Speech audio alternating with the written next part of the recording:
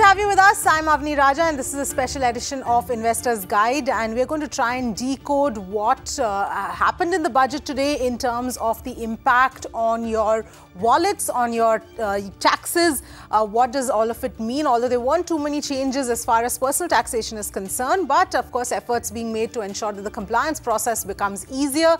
But we'll break all of that down in just a bit. Let me in fact welcome my guests who are joining me today. Aarti Raute, partner Deloitte India, is with me, and Shalini Jain, EVA India People Advisory Services partner as well, is with me. Thank you so much both of you for joining us today. Aarti Raute, let me start with you here. There were a lot of expectations that there will be something that will be done on the personal taxation front, to sort of put more money into the hands of people, especially at this point in time when consumer confidence is not doing too well and people aren't spending as much. So were you disappointed on that front? Yes, I was expecting to see some kind of relief because the last year has been too tough on everybody. The pandemic hasn't spared anybody out at all, and which is why in terms of thinking about some kind of reliefs, the budget did not kind of provide anything. However, I would say in all fairness that the finance minister has not even increased the taxes or levied anything more, so which is why you need to kind of give credit for that. Okay. Shalini Jain, do you agree with that? Because COVID cess was in fact something that was being talked about a lot. There was no, that wasn't levied, and of course even the other, agriculture cess which has been levied, Finance Minister has reiterated that it is not going to impact the common man in terms of the burden, because the structure has been adjusted, so the cess sort of makes up for that. So do you think that's enough to say that, okay, we didn't add any more burden, so we haven't given you anything else either? Yeah, so I think I'll absolutely agree with that. There was a fear factor that, much hyped COVID cess would come in, and at least individuals in high income category would be saddled with either a cess or even a higher rate of surcharge. So I think from that perspective, it is good. No additional taxes, no additional cess on the individual taxpayer. Yes, there are no exemptions or deductions, but I guess, from a taxpayer's perspective, not much was expected in any case. But the fear of additional COVID cess is something that is, something to be happy about. It did not come. Right. Aarti, if I can come back to you here, the entire part about senior citizens being exempted from filing IT returns, that is, of course, a step in the right direction. There was also an expectation that there would be something on the health insurance front as well, given that so much was done for healthcare. But how do you view this? Definitely the move to ease the burden or compliance burden on the senior citizen is welcome. But I would like to say that, they have mentioned the age limit as 75 years, and the question really is that how many would be really impacted by it. Also, it's restrictive in terms of only pension and interest kind of incomes. Those are the people who would be covered out in this relief measure. So there seems to be a very limited applicability over there. But maybe, going forward, the government might extend this to a larger population. Maybe this is just a trial that they're looking at. And your second question definitely is valid. There was a lot of hype on the relief for medical, increase in, say, Mediclaim insurance premiums and deduction in respect of that. That has not come through as such. But yes, there has not been a corresponding increase in taxes also. So to a certain extent, I would say it's balanced. Okay. Shalini, if I can come to you here, in fact, there are a number of steps that have been taken to sort of ease the compliance burden. So whether it's, the dispute resolution committee that has been formed for small taxpayers, the IT appellate tribunal to be made faceless. Of course, this is something that's been talked about for a while. But nonetheless, all of this is in the direction of trying to make things easier, especially for the small taxpayer at this point in time. How do you view all of these measures that are being taken? So these are very positive moves. It is not just, the government has been focusing a lot on faceless interaction with the income tax authorities, whether they started with faceless assessment, the faceless appeal process, and now with income tax appellate tribunal also going faceless.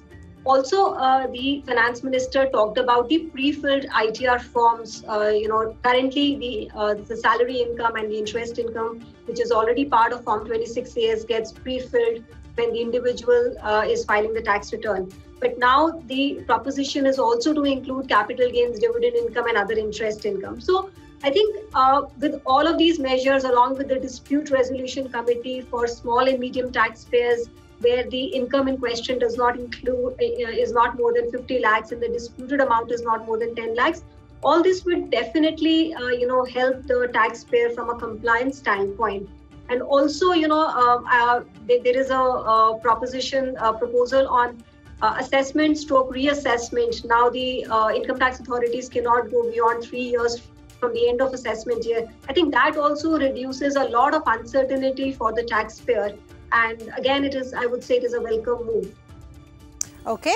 All right, Aarti, similar question here in terms of these moves that have been made to sort of ease the compliance part of it. And this is something that the government has been talking, the centre has been talking for quite a while now, past a year or two, so to speak. What ideally would you sort of like to see in terms of implementation? Because while all of these on paper are important and things that are needed, what could the challenges be in implementation? As Shalini has put in, it's a step in the right direction, and the challenge, of course, is in the implementation. So while a faceless assessment is great, but when you're dealing with complicated issues or matters where you are, having a taxation for several jurisdictions, it shouldn't be. Like one of the things which has come in is that the time period for assessments has also reduced. So what it actually would mean is that the taxpayers also have lesser amount of time to provide details and give explanations for whatever has been done in their tax return. And in case of a faceless assessment, you're actually coordinating online with the tax officer. So there, at times, there's a limitation basis which how much you can, provide details or provide writings and explanations to what has been done. And you are totally relying on the knowledge and the experience of the tax officer in that case. That is the worry which most people have. So it is more in terms of implementation and understanding. Otherwise, it might, be a question of not granting relief, especially in case of complicated matters, where it's straight cut, even the CPC is able to manage those things. But in case of complicated matters, it could be relief not granted or a prolonged litigation. That is the worry which many people have. Right. All right. Shalini, the other part, of course, is, the fact that the time for reopening of IT assessment has been halved to 3 years. Even the tax audit, that threshold has been hiked from 5 crore to 10 crore, if I'm not wrong. How much do you think this is all going to help in terms of, ensuring that litigation part of it becomes easier? Yeah, so I think litigation would definitely become easier. And if you see, the government has still left a window in case, for the reassessment, in case there is an evidence of concealment of income above 50 lakhs or more in a year, then one can go up to 10 years. And the approval of the Principal Commissioner of Income Tax is needed in that case. So what the government has done is that, it has left a window to ensure that in cases where there is an actual evasion of tax, they have the power to go and reopen those cases. Yet they have reduced the timelines, which also gives a lot of certainty to the taxpayers, because the more later in time the assessments are, it is very difficult for the taxpayer to produce information, collate information. So they, even in terms of record keeping, it becomes a challenge. So I think all in all, it is a balanced approach, I would say, in this case. All right. And of course, at this point in time, if I can, Shalini, ask you about the entire affordable housing boost as well. This again, we saw in the last budget as well. And again, that has been extended here. If you can just help our viewers understand how much is that really going to help? So, if you notice, the government's objective of housing for all has been there even in the last couple of budgets. And this Section 80 EEA provides a benefit for first-time homeowners in case, they apply for a loan and to buy the house, the value of which is not more than 45 lakhs, and then they do not own any house other than the one for which the loan is taken. They get the exemption of interest on the housing loan. Now, the exemption was available earlier if the loan was sanctioned up till 31st March 2021. But the government really wants to extend this benefit and ensure that more and more people in that lower income tax bracket, who are first time buying houses and who cannot otherwise afford home, they get this kind of tax incentive. So for them, they have increased the timeline for sanction of loan to 31st March 2022. I think it is a great move and it would ensure that at least in tier 2, tier 3 cities where the cost of housing is not very high, people are able to afford homes. Right. And in fact, Aarti, if I can come to you on this entire part about the dividend payment, and how in REIT it's going to be exempted from TDS. If you can sort of help our viewers understand how that would work and what it really means. Basically, dividend exemption is a welcome move, definitely. And the focus of the government is obviously to increase the fund flow to the sector. So REITs and InvITs, where there is an exemption which has been granted by the government, I think they will see some kind of an investment flow or interest by investors. It's really a welcome move. Okay.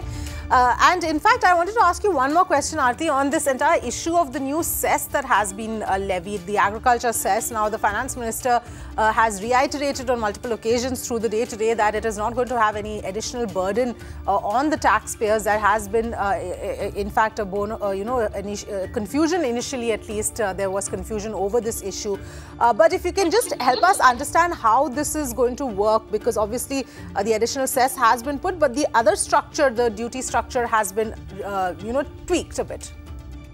Yeah, so the way it works is that this is not a direct kind of a levy. The government has shied away from any kind of direct levy on the taxpayers and left everything intact. So from a longer term, there is stability and certainty. They know what to expect.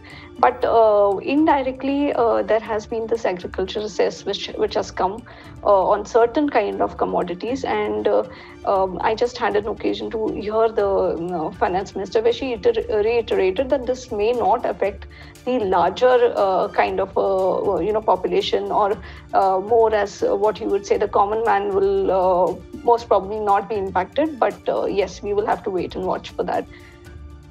All right. On that note, thank you both of you for joining us and putting all of that into perspective. Unfortunately, not too many changes as far as one's personal taxation was concerned, but nonetheless, the intent of trying to make the entire tax compliance part of it, make that burden a little lighter, is something that has come through in this budget as well.